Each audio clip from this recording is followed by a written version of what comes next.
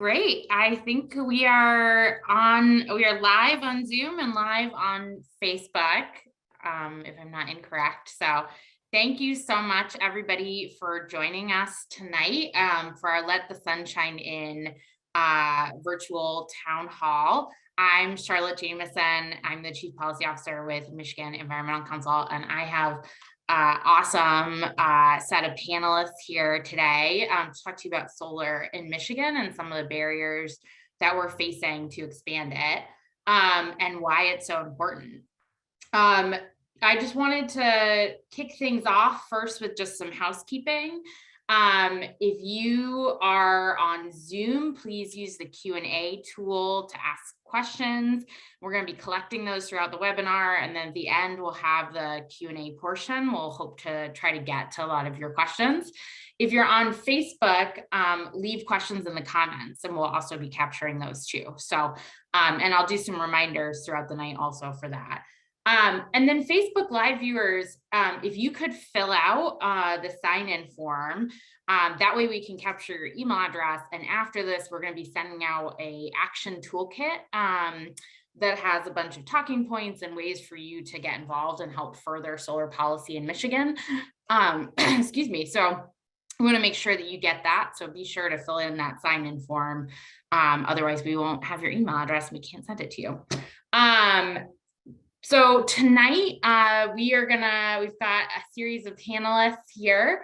Lashaya Darashah is a fluent political and environmental organizer. Christian Koch is the Director of Legislative Affairs for the Michigan Energy Innovation Business Council. We're going to be joined by, State Representative John Roth, who's a Republican from the Traverse City area. And Mark Haggerty, who's the president of Michigan Solar Solutions. And finally, Stephen Prang, who's a solar owner and Commerce Township community leader. So we've got a whole host of perspectives here tonight on solar, and we want to make sure we get to all of them. So I'm going to go ahead and do that. Let's go straight to our panelists, and they're each going to talk for about 4 minutes. And bring in some different perspectives on solar.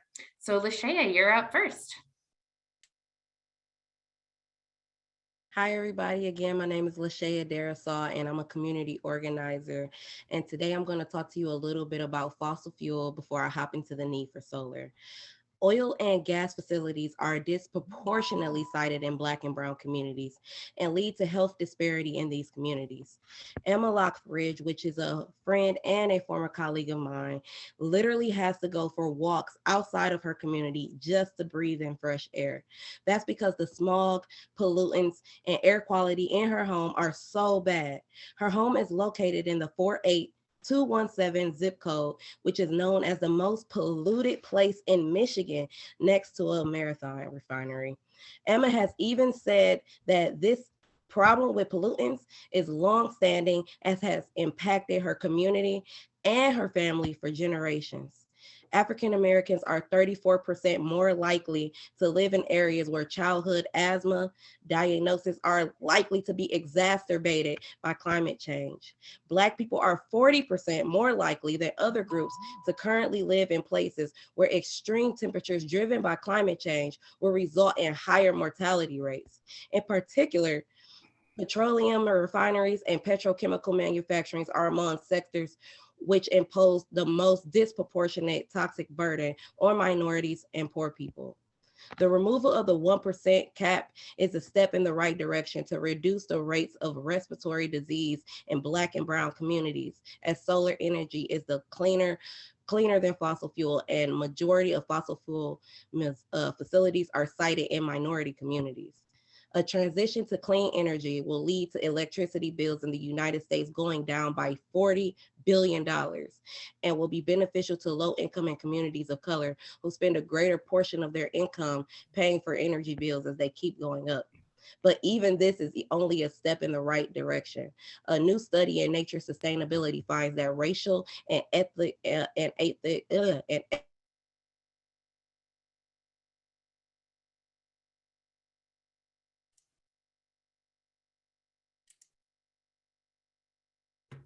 Lachey, I believe you're muted.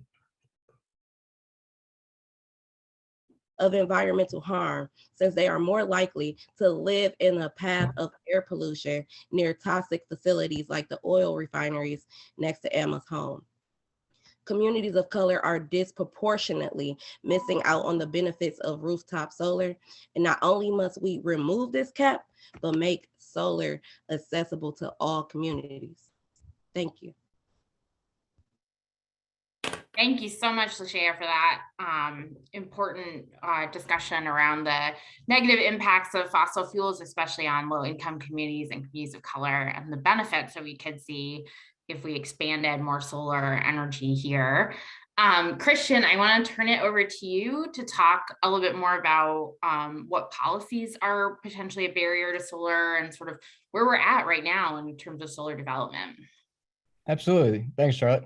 Hey, everyone. My name is Christian Koch, and I'm the I'm the Director of Legislative Affairs at the Michigan Energy Innovation Business Council.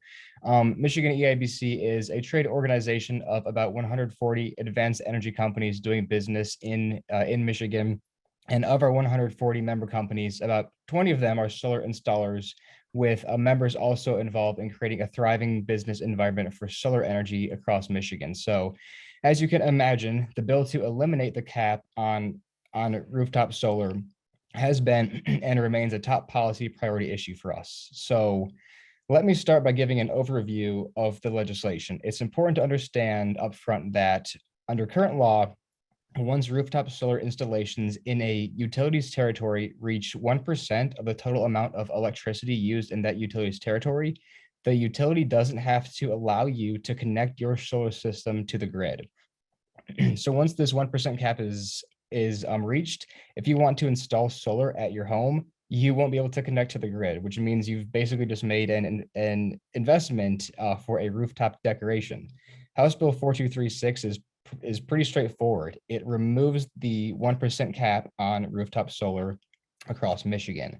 The 1% cap was originally created in 2008 and was largely a arbitrary cap that was related to Michigan's former net metering program.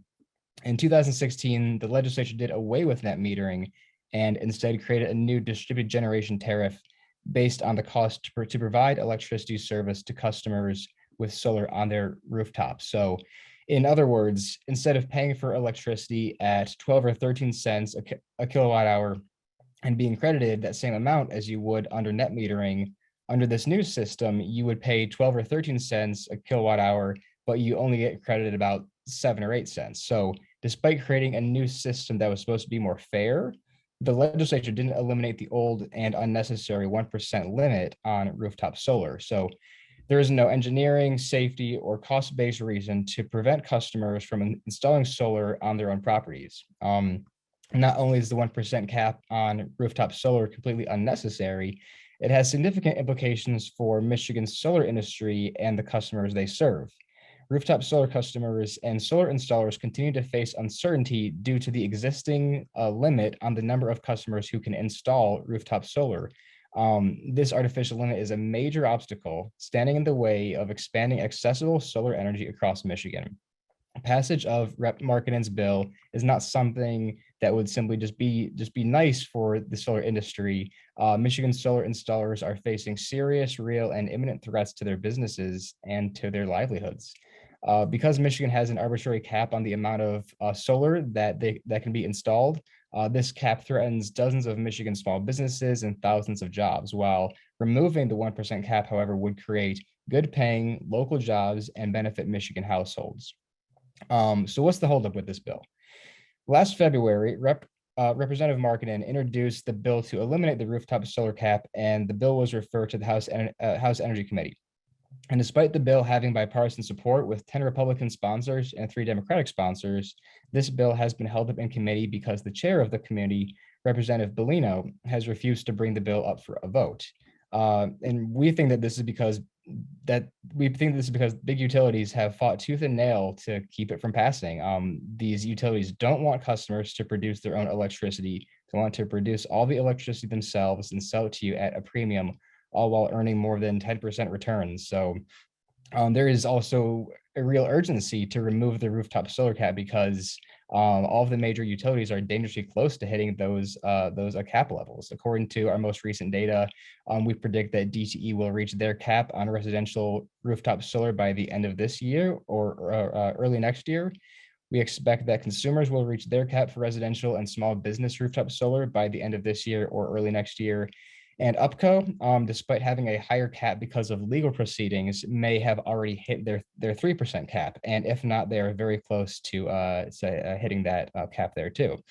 So in conclusion, Michigan EIBC continues to believe that the best path forward from an engineering, a regulatory, and industry standpoint is to eliminate the rooftop solar cap.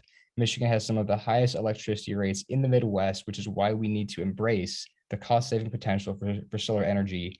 House Bill 4236 will create jobs, spark investment, and rein in rising electricity costs. So it's time for Michigan's arbitrary and unnecessary 1% cap on rooftop solar to go.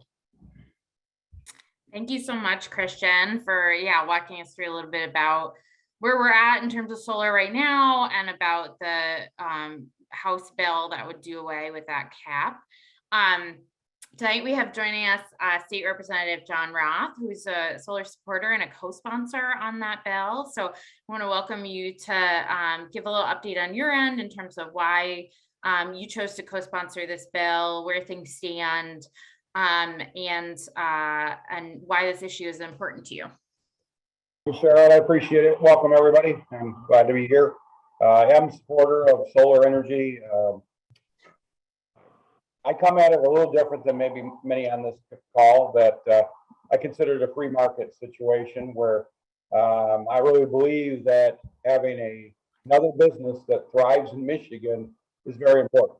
And having constraints that we do have on solar power today and not having a good cohesive program between those that want to have solar on their home and the big energy companies, it needs to be changed. If we continue down this road at the percentage that we're talking about, 1%, 2%, it is not a future for most solar companies. So I truly believe that there is a procedure that we can make happen here by lifting the cap. Now, I'll come at it a little bit differently because I'm sitting on that committee and I'm watching representatives all over the state and how they react to it. The total removal of the cap entirely, I don't know. That's basically just telling you, and to be perfectly honest, I see that a little bit tough getting through my side of the aisle. Raising that cap, I don't see a problem. I thought we were really close to having a deal early on, and which would have made a cap, and I'm not going to say a certain percentage but it would have been much higher than what it is today. With a progressive cap, that if we got close to that cap, we'd continue to raise that cap as it goes along. I'm all for that. I want to make sure that the solar folks can have a market and make sure they have some security in that market. So I continue to push. I thought we were getting really close and was disappointed when everything kind of shut down. I can't tell you why for sure.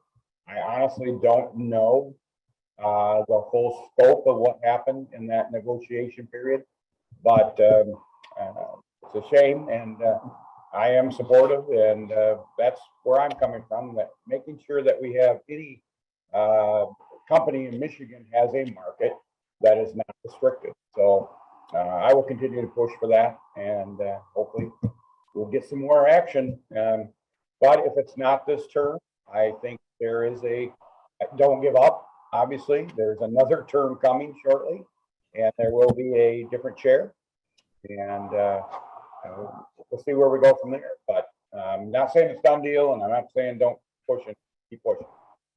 Yeah, thank you so much for your support of this issue and for all the work that you're doing on it, and for highlighting the fact that this is a bipartisan issue or nonpartisan issue, that there are conservative and liberal reasons why we want to see the cap go away, and we want to see solar and individuals be able to install solar on their roofs and on their property happen in a more free-flowing way than we can right now.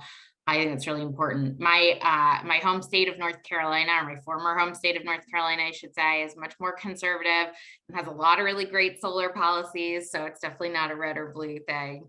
I just want to quickly, we're going to transition to Mark and hear a little bit more about the impact of the cap on the solar industry and about his company. But first, I just wanted to remind folks that if you're on Zoom, if you have questions, put them in the Q&A tool or chat Q&A function, and we will get to those towards the end in the Q&A portion of the evening. If you're on Facebook, you can leave your questions in the comments and we'll be collating those as well. And then just a reminder too, on Facebook, if you could fill out the sign-in form and give us your email address. We're going to be following up this webinar with a toolkit and ways that you can get involved and help us push for better solar policy and removing the cap.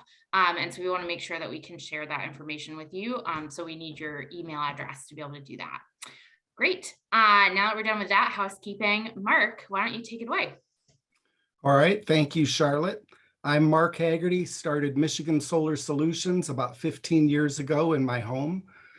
Since then, we've been able to grow the company through the constant barrage of doomsday scenarios of net metering ending, utility company incentives ending. There's always something on the horizon. Although we've been able to build the company to 52 employees, we have 401k, high-paying jobs, insurance, every benefit that seems to be prevalent in larger companies, we've been blessed to be able to offer our employees. The cap, I want to go a little bit further into the cap. We constantly hear 1% cap, but truly it's the 0.5% cap on residential connections that's the issue. And I'm going to define the cap a little bit more for those that aren't familiar. It's 0.5% of the utility company's peak load is averaged over a few years. Once we hit that, the whole industry would shut down immediately. The way we would find out is all of a sudden the applications for interconnection would be coming back denied, program fully subscribed. Now, while the utility companies constantly state there's nothing to keep you from connecting to the grid, the fact is there is no legal process to connect to the grid. So it's another well-scripted rebuttal that they constantly come up with. So there is no process to connect to the grid. And if we could, you would have what's called zero export, meaning that any overproduction that you produce cannot go anywhere. Your system would just literally shut down. Now, I want to also point out that the head of the Energy Committee happens to be from Monroe, where DTE is the largest taxpayer and largest employer. I don't know whether that's a coincidence. I think not, but let others judge that. What we have decided, we had to, as we're growing, we just took over an 11,000 square foot building in Commerce Township, and I've got 52 employees with their families I've got to worry about. So we've decided to transition from solar. It's been 100% of what we do. Next year, hopefully it's close to 50% and keeps going down from there as we build other markets, because I cannot have all of a sudden being told that our lifeline is gone. We have a substantial amount of overhead. What would happen is we would shut down, our bills would continue. I'm sure my mortgage holder on our new building would not appreciate we can no longer pay the mortgage because DTE has shut down the ability to go solar for many individuals. So we are transitioning to EV chargers, transitioning to service changes and all these other industries because the solar industry in Michigan is at best unpredictable. So unlike all the other issues that we've had, the end of net metering, the end of the incentive programs, the end of the tax credit coming, all of those are doable. Those are overcomable. We can survive on the market conditions, the value proposition of what we do, but we cannot have a monopoly state that you do not have the ability to put solar on your roof. So that's really it from my perspective. I'll be here to answer any questions later. Great. Thank you so much, Mark. And with that, we're going to hand it over to Steve. And Steve, you have a slideshow for us, don't you? Yes, I do. Great. Hi, everybody. My name's Steve Prang. I'm a renewable energy advocate and a homeowner with a solar and battery system. So I just want to spend a few minutes sharing with you what my experience has been. My wife and I have always been interested in energy conservation and renewable energy. We owned a Prius hybrid for 10 years. When we sold it, we bought a Prius Prime plug-in hybrid, which on a full charge can drive all electric for the first 25 to 30 miles. Our house was built in December of 2016, and it faces, the back of the house faces due south, so it's a perfect candidate for solar energy production. Our system consists of 16 330 watt solar panels, so that's 5.28 kilowatts peak power, and a Tesla Powerwall 2 battery. The Tesla app gives a lot of really good information. For example, this is like a snapshot in time where our solar panels are producing 3.8 kilowatts. Our house is using 2.8 kilowatts, 2.4 kilowatts. The excess goes to the Powerwall, which you can see is at 50% and charging. When the Powerwall gets to 100%, then the excess electricity goes out to the grid for other people to use. And then this is just one day. What you see in blue is the electrical usage of our house for that day. And let's talk about where that electricity came from. Well, before the sun came up, the battery provided the house with all of its electrical needs. And then the sun came up and it provided the house with its electrical needs and started charging the Powerwall battery till it got to 100%. And then it went out to the grid until the sun went down. And once the sun went down, the battery again provided the house with its electrical needs. And so there was nothing from the grid that day. So we did not need DTE to provide us with any electricity on that day. So this is a chart showing our household energy usage on a per day basis for about a year and a half. Everything you see in blue is what we still get from DTE. And you can see we still rely on DTE a lot in November, December, and January. But if we didn't have the solar panels and the battery, everything above the zero line would be blue. We'd be getting all of it from DTE. What you see in gold is what we get directly from the solar panels. What you see in green is what we get from the battery, which is basically indirectly from the solar panels. And everything below the zero line, that's all the electricity we put out onto the grid for other people to use. And right now I'd say the solar panels and the battery are providing us with about 80% of our electrical needs. So this is how it's impacted our bills to DTE. This goes back to when we first moved in. In 2017, we averaged about $103 a month, 2018, 93, 2019, 103, and then 2020 pre-solar, we averaged $126 a month. 2020 post-solar, we averaged $24 a month. And 2021, we averaged about $42 a month. But that included, you know, some of the November, December, January's I think the numbers are going to start going down again for 2022.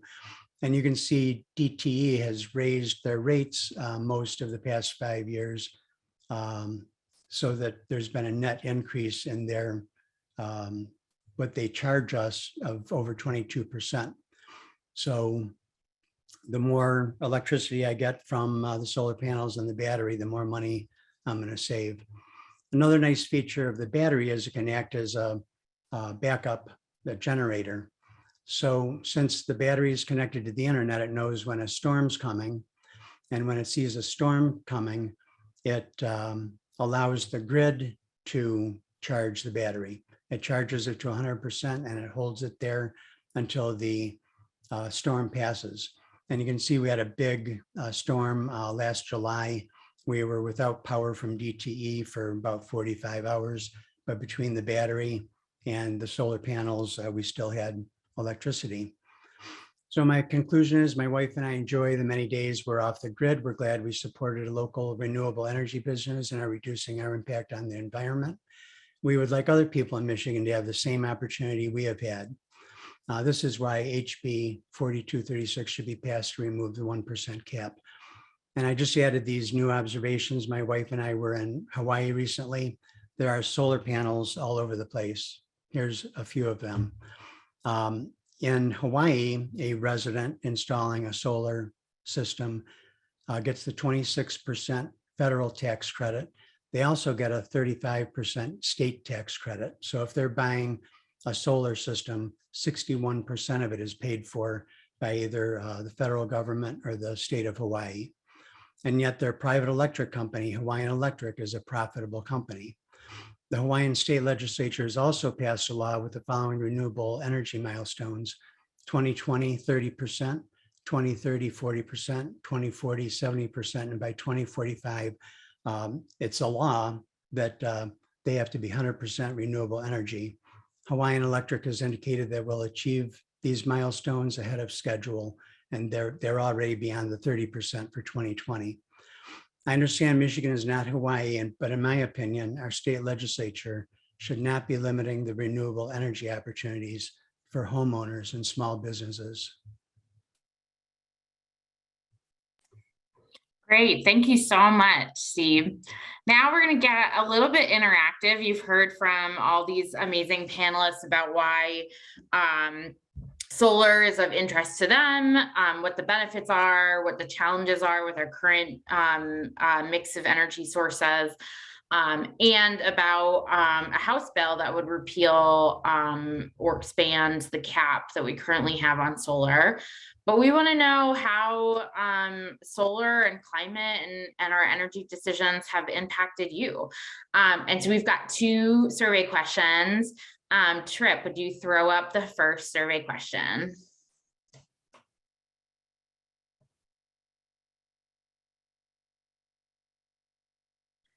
Yeah, so if folks could take a few minutes, just quickly fill out the survey.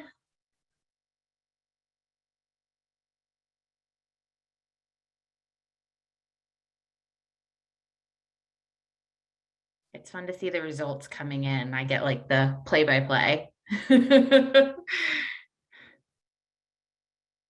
Great, we'll give it another few minutes or a few seconds here.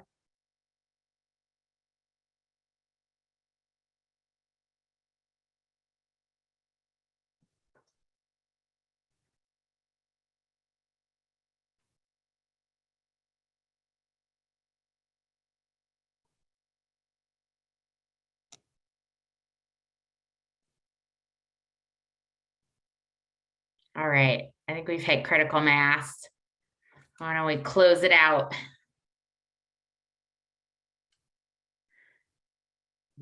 Share the results here.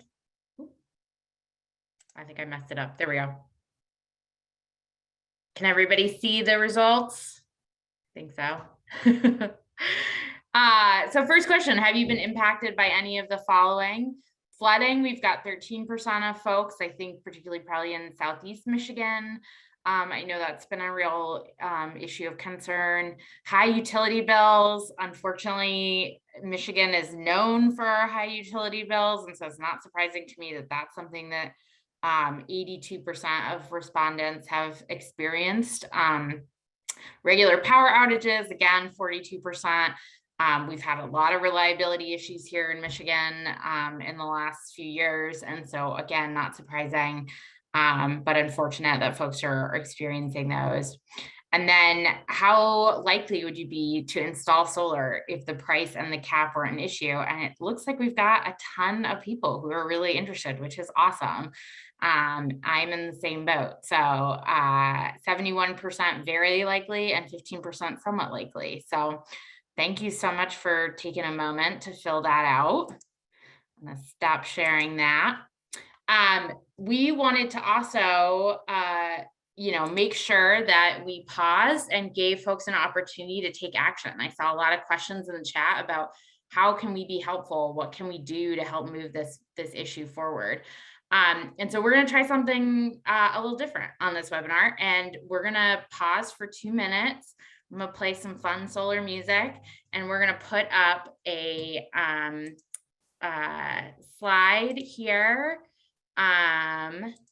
that shows you how, if you're interested and you want to take a few minutes to call Representative Bellino and leave a message and let him know that you support moving House Bill 4236 forward. Here's a little script for you that you can take some time and quick make a phone call.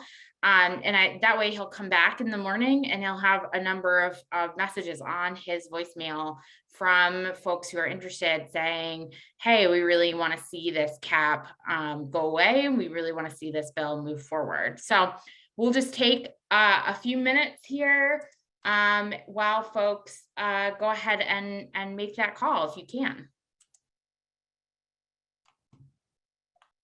And we will get to the Q&A portion, which I know is everybody's favorite time of the webinar. Again, thank you so much if you were able to make a call. I know sometimes you hear that representatives don't necessarily aren't responsive necessarily to constituents from outside of their district, but as a chairman of the committee, it's also important for him to hear from a broader array of Michiganders. So I think totally legitimate to continue to let him know that you'd like to see this bill move forward. Great. So question and answer. We got plenty of time and lots of questions to get through. So I'm going to try to do my best here. We have a question from Emily Baker. What installation policies, incentives, procedures, etc., would be available for houses that don't have smart meters installed? Maybe that's a question for Mark, best suited. Yeah, one of the policies is it has to have a smart meter once switched out. So what you could do is have a system that's zero export, maybe a smaller system with a decent sized battery. And then that way it will function kind of like Steve's, except without the export function. So off grid or a zero feedback type of a setup. Those are the only two options right now. Mm-hmm. And then this question, probably for State Rep Roth, although maybe others on the panel would like to answer too. What can be done to get this bill moving and up for a vote in committee? What's your advice to people who would like to see this move forward? Again, I think your phone calls and emails are very important to the committee. And you can also, not just the chair, but you're more than welcome to email committee members themselves. The chair is obviously the most important person. If the chair decides they just don't want to do anything, it's difficult. And then maybe leadership as a whole in the party. So you're looking at the Speaker of the House or floor leader, maybe trying to email some concerns to them. That's the best way to do it. Your emails and calls work. Not necessarily showing up in their office and demanding. We have some things going on here in the House today at some groups that aren't happy with some things on the outside of energy that show up and get in the office. That doesn't always work, but keeping constant pressure on with the emails and calls, it does work. Mm-hmm. Other thoughts? I think that's important, yeah, to continue to let your voice be heard with legislators, but obviously be respectful and recognize they've got a lot of competing demands on their time too. So yeah, something else that we've been doing over at Michigan EIBC is that we've been holding standing calls with Michigan solar businesses that basically, we can operate as a unified voice and get their perspectives, get their stories. And again, I think that having that solidarity around this issue from a business perspective, how it's affecting families, bottom lines, I think that always drives home important concepts too. So if you are a solar company and you would like to, be in on some of those calls and help us formulate some ideas of how we can further push this bill through, feel free to reach out to me. Christian's point, just real quickly, the Small Business Association is on this. You're a business owner or not a business owner, contact Small Business of Michigan. know, they are supporters, so they have some, I don't want to say pull is the right word, but they can put pressure on. Yeah, yeah, that's a great point. So this question is from Shamika, who's with our an amazing group, Solidarity, who's doing a ton of really great work on the ground around solar energy.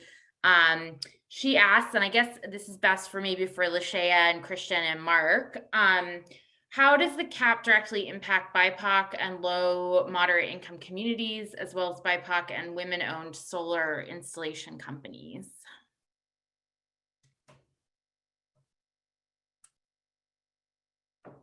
Anybody who wants to jump in, feel free.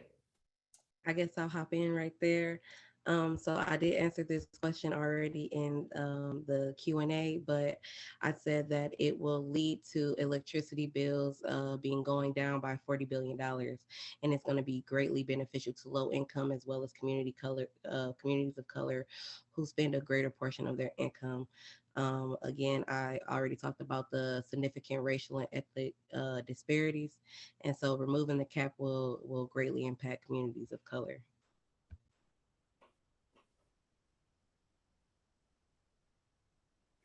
I think the other thing I would point out too is that as Mark said, they've had to diversify their business, and it's the cap has made it a little bit more difficult for solar installers to operate. And I think when you're looking at BIPOC owned and women owned companies, that's already hard enough to get your foot in the door and to be successful. And so if we also are having these barriers across the board for solar companies, it's going to make it a lot harder for them too, just because they start at a already disadvantaged spot when it comes to competing in the market. So definitely something that we got to grow that sector and grow that workforce and make sure that we're getting jobs and resources to those companies, and something we can't really do a ton of if we hit the cap, right? So unfortunately. Christian, that's a good question for you though. Where are we in terms of the cap in Michigan? Where have we hit it? Where have we not? Where are we close? Yeah, sure. So based off the most recent data that we have, we predict that DTE will reach their solar cap on residential rooftop solar by the end of this year or early next year. We expect that consumers will reach their cap for residential and small business rooftop solar by the end of this year or early next year also. And then for UPCO, despite having a higher cap because of legal proceedings that had played out a few years ago, they may have already hit their 3% cap, but if not, they are very close. So I think that, seeing those numbers and kind of reciting those, I think really helps to, stress some urgency to this issue too, that, this is something that is going to affect businesses, jobs, livelihoods now, and time is ticking. And I think adding the data to speak volumes to the urgency definitely helps, putting this in perspective also. Yeah.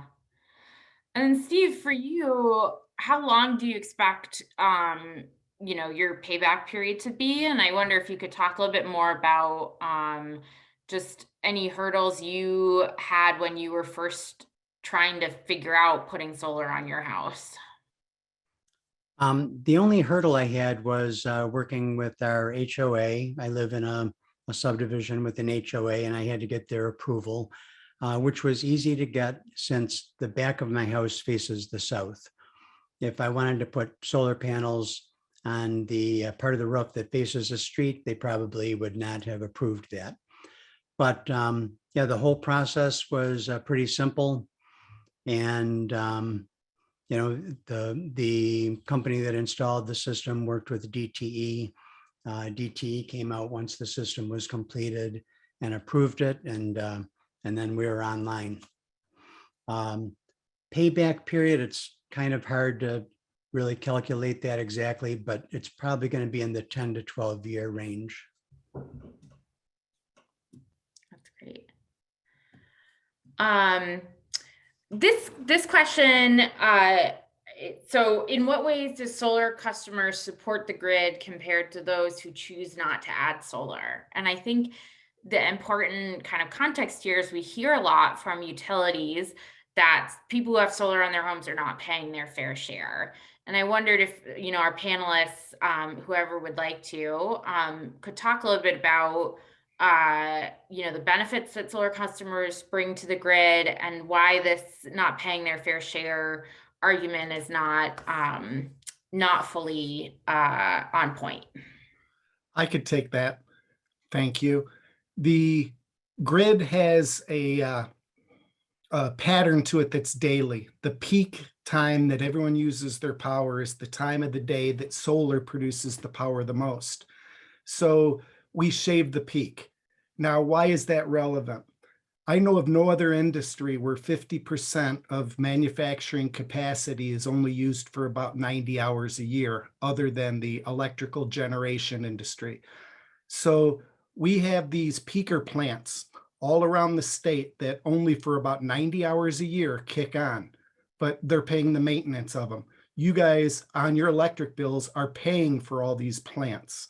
So we shave the peak, which takes away the cost of everybody in Michigan having to add more power plants. Now, the utility companies will fight that, stating that it creates what they're calling a duck curve, meaning that latter part of the day, when everyone gets home and solar is starting to lose its production for the daily cycle, that we have to rely on the grid. Well, all we have to do is incentivize people with western facing exposures to put up solar panels, and it removes that duck curve scenario. So it's all again, another well-scripted narrative from the utility company, which once you compare it to reality, does not hold water. Thanks, Mark. Other thoughts on that question? I think it ties in well with the wind doesn't always blow and the sun doesn't always shine. And so how do we balance that kind of variability of these resources as we're adding more onto the grid so that we make sure that we have reliable energy too? Yes, and I might add to that because of the way the utility companies have reacted to this, they've incentivized batteries. So the battery technology, I remember years ago when we started doing this, talking about how in the future batteries will be viable. They're definitely viable right now. From an economic standpoint, we could show customers a return on investment for installing a battery because it keeps you from having to send the power back to the grid and getting dinged by the utility company for that transaction. So with these batteries, it's going to remove that the sun's not shining, the wind's not blowing scenario. Mm-hmm. And then, see, Rep Roth, I was wondering if you could talk a little bit. I know you're in the Traverse City area, and there's quite a bit of rural area in your district. And I would think that there would be interest, particularly from agriculture and folks in rural Michigan, or because of the reliability benefits that solar can bring. I'm curious if you're hearing that from your constituents. In some of the rural area, no doubt about it. We're a little bit spoiled, and I hate to say that in that way, but I'm a co-op member, so Cherryland Electric's done an incredible job. They're at 66% renewable at this point. Traverse City Light and Power downtown is working their way very heavily towards a portfolio that's going to look very green. There is already green, but the ones that are serviced by consumers and DTE, obviously, they are mentioning that. But we do see a lot of solar on the Old Mission Peninsula. Some farms are starting to do that. It is of an interest. I think we're a little spoiled in our area, though, that you probably don't hear from our area as much because of how many customers on the co-ops, and so spoiled and happy with their co-ops that it's a little bit of a problem, I think, to get some of my people riled up about it. We'll just have to move up your way then. I wouldn't mind it. Sounds great to me. I'm curious. So another issue that came up, so we've got the CAP bill, which obviously we're trying to get unstuck from committee. And right now the chairman, Representative Bellino, is holding that bill up. But Christian, simultaneously, and hopefully I'm not putting you too much on the spot, DTE has proposed a rate case where they are proposing a pretty draconian new rate structure for people who have rooftop solar in DTE's territory. So I wonder if you could talk a little bit about that and how that is interplaying with this cap issue. Yeah, so I don't know if I'm familiar enough with the rate case to really speak to it. I'll be honest. If any of the other panelists would like to chime in and answer that one, or if Charlotte, you have any other thoughts, I'd be curious to hear yours too. Great, yeah, I'll open it up to other folks. So the one thing I'll say is, so Christian did mention that one of the kind of contentious issues around solar and small scale solar is how and at what level folks get compensated for the energy they put back on the grid. And, I think folks on our end sort of try to look at that more holistically and think about what are all the benefits and what are all the costs, and let's try to quantify it. And then, give folks a fair rate for that resource that they're providing to their neighbors and to the grid. But those sorts of rate questions are set at the Public Service Commission. So the cap is set in Michigan law and needs to be lifted, or action needs to be taken at the legislature for that issue. But when it comes to the rate structure that folks with solar have, or just any rate structure in DT or consumers territory, the Public Service Commission sets those. And so the DTE has recently proposed a new rate structure that would place a pretty hefty fee on people to connect to the grid who have residential solar, and also would drastically slash the rate that they're getting for the solar that they're putting back on the grid. So it's pretty drastic, and would extend that payback period out by decades, and make it really just completely unappealing for folks to put solar on. Charlotte, can I share on that one? When we heard some of that testimony or feedback, the Energy Committee was not supportive of those type of fees to connect to the grid. We really did not find that acceptable in any way. So yeah, just for what it's worth. It was pretty extreme, and I'm glad that we had some support across the committee for that being a non-starter, and hopefully it will be at the commission as well. Question, does the cap affect municipal and cooperative utilities? Do folks know? No. Nope. Just Nope, the regulated ones. Correct. Yes. One other item about the cap real quick. The utility companies are constantly stating we're years away from hitting the cap. And technically that is correct, because 0.25% is carved out for methane digesters. And the size methane digesters do not scale financially. So they may never hit that portion of the cap. So they're correct when they're saying they're years away from hitting the 1%, but it's the 0.5% residential that's going to stop the industry dead in its tracks. Mm-hmm. I have another question on, I know the consumers and DTE have these voluntary green pricing programs, or My Green, I think is the DTE one maybe, where you can purchase a certain amount of your utility bill to come from renewable energy. Can folks talk a little bit about how that program is different than installations that are affected by the cap?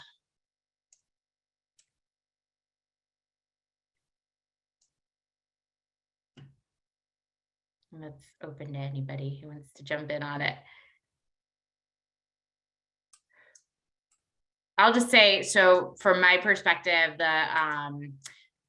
the cap pertains to on-site installations, so solar that you install on your roof or on your property, and that you use a portion of to offset your energy use, as Steve was explaining with his solar array. The My Green Power program that utilities are offering, you pay a premium and then you subscribe to a solar array, but it could be a massive utility solar array or a smaller one, but they're typically not individual projects that go obviously on your house. You're subscribing to a solar array that's got, you know, hundreds of panels, and they often come at a premium. There is obviously an upfront cost with on-site solar, where you have to pay to get the solar, to purchase the array and get it installed and all of that. With the utility programs, there is an additional premium, so you pay a little bit more on your utility bill in order to access that renewable resource. So that's kind of the difference there. We've got, you know, I think see pluses and minuses to the My Green Power program. There's also things called community solar, which is another really great solar option. We won't get into that today because I know we're a little pressed for time, but there's a lot of different ways that we can help folks access solar if we have the right policies in place that aren't just utility programs.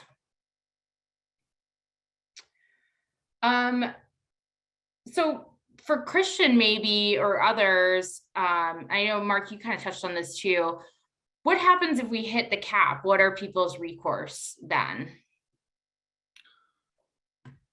Well, what would transpire is it would shut us down in our tracks, and then there probably would be a public outroar and then a legislative workaround or legislative approval of a bill. Then the MPSC would have to figure out how to implement it. So best case scenario, we're talking many months, at which point the companies like mine that have an extreme overhead would be driven out of business if we don't diversify.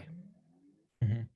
And I can follow up on that too. So in the past, when utilities have hit their solar caps, there are essentially two main things that have happened. First is that solar customers are put on a waiting list to connect their solar arrays to the grid. Basically, utilities will send you a letter and put you on this list with all the other folks that want to get their solar panels hooked up and connected to the grid system. They don't tell you how long your wait is going to be. They don't tell you what other options you have to get connected to the grid. So basically, you just purchase a solar array that you can't do anything with. And as you can see, that's bad policy. That's bad for Michigan's solar industry and bad for solar customers. And the second thing that happens, which is essentially the workaround that Mark was talking about, that there's been quasi-legal proceedings that have panned out where proceedings before regulators have forced utilities to increase their solar caps. This has happened both with consumers and with UPCO, but obviously that's not the way to solve this issue. Nobody wants to go through that process. It's long, consuming, and it's an expensive process. So yeah, so when I mentioned earlier that consumers and UPCO both have higher solar caps than the 1% as regulated, that's basically essentially been because they've been forced to increase those caps through the regulatory process. Steve, I'm curious if there's anything surprising that you've encountered from owning, after you've installed your solar array, or anything that you weren't expecting that you've experienced now that you've had it for a number of years. I didn't fully understand the feature that the Tesla battery offers to act as a backup generator. So the first time it went into storm mode and started charging from the grid, I was surprised by that, but it was a very welcome surprise because if we lose power during that storm, I know that the battery is at 100%, and it's probably going to get us through the next day. And if it's sunny the next day, we could go on indefinitely, just working off of the solar panels and the battery. That's really fascinating. And I assume probably we'll see more folks, if we can't lift the cap, or you know, if we see kind of more draconian rate structures put in place, we'll see more folks just doing batteries, right? And just doing solar plus battery, and not exporting that energy to the grid, which would be unfortunate for the rest of us, because then we're not getting the benefit from them, but understandable given the economics and the policy barriers in place. I think we've got time for one more question. And my question is, I guess for all of you, apart from the cap, what other kinds of policies or funding do you think Michigan should pursue to help move the solar industry forward? I know the cap is kind of front of mind for everybody, and it really is the most pressing need. But I'm curious what else you see as beneficial. I'd like to see two things: the return of net metering, and then government get out of our way.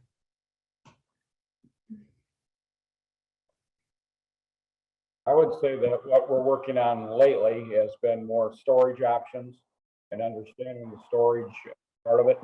That's been one that I think a lot of us were a little ignorant to, and hearing more and more options that we have for storage makes it more workable, and having more solar and wind and different options. We're going to hear that, and that was really good to hear. Some of the good stuff out of the Energy Committee is learning more and more about energy storage. So that's a good thing going forward.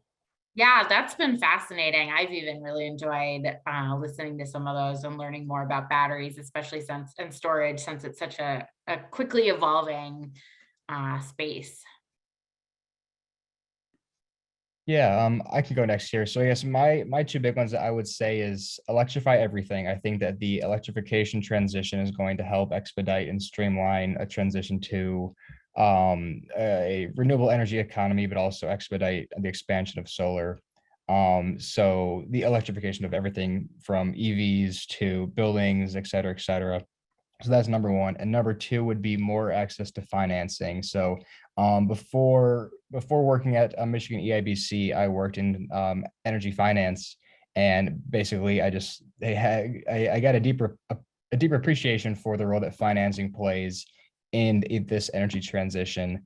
It's one of the biggest obstacles that the energy transition faces, and that's why we need accessible and equitable financing systems. Steve, any thoughts there? No pressure if not.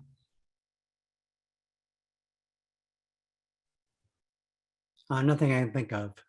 Okay. My two are, I mean, all of those definitely. And then my two would be enabling legislation for community solar, which I think is huge and would provide a bunch of benefit to a lot of people. And then I think, going off of you, Christian, I'd love to also see some funding options, especially for low income customers, to be able to access solar. There's still a pretty high barrier when it comes to upfront costs. And I think there's a lot of low income customers out there who would benefit and who are, you know, right now shouldering pretty high rates, especially if you look at the UP and some other places, and would really benefit from solar if they could have a little bit of help, you know, getting over that upfront cost hurdle. So those are my two. But we're right at 7 o'clock. So I just wanted to say thank you so much to our panelists. I know Lashaya had some computer issues, so she had to jump off, but I was glad we had her for the first part. And I want to say thank you so much to all of our participants. We'll be definitely sharing some follow-up information and trying to get maybe some responses to questions that we couldn't get to. But I hope you all have a lovely night. And again, thank you for participating. Thanks, everyone. Thanks, Charlotte. Thank you. Bye-bye. Thanks.